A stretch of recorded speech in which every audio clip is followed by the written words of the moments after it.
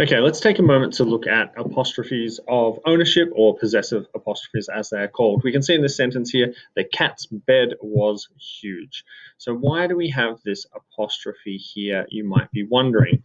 It is not an apostrophe of contraction where we take two words and bump them together. So the sentence isn't really the cat is bed was huge, because that doesn't make any sense. The apostrophe is there because it's the cat's bed. So who does the bed belong to? The cat. So we put this apostrophe of ownership there, and that shows us exactly what we are looking for.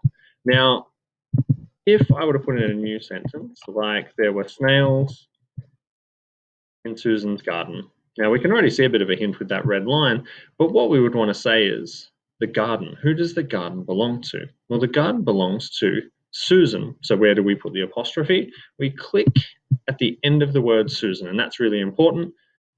And we put the apostrophe of ownership in just there. We don't put it after the S, because that means the garden belongs to Susans, as in many Susans, plural. Maybe 5 Susans own that garden.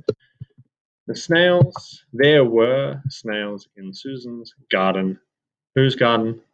Well, it belongs to Susan. So we say Susan, apostrophe S. And that is how we use the apostrophe of ownership. You might have another sentence like, the school's classrooms were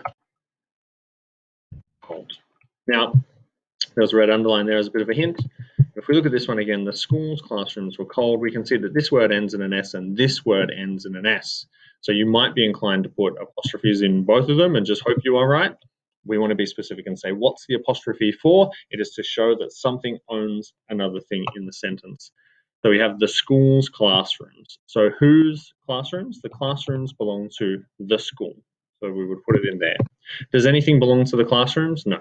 The school doesn't belong to the classrooms. The classrooms belong to the school. It gets a bit tricky, doesn't it? But we don't want to put an apostrophe of ownership here, because there's nothing in the sentence that belongs to the classroom. The classrooms just were cold.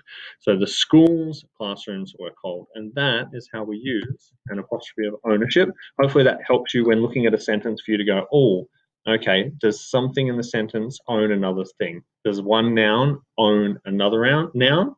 If it does, we figure out, well, okay, what owns this noun? And you can say it. The classrooms belong to the school. Apostrophe, and then you can put the S. We hope that helps.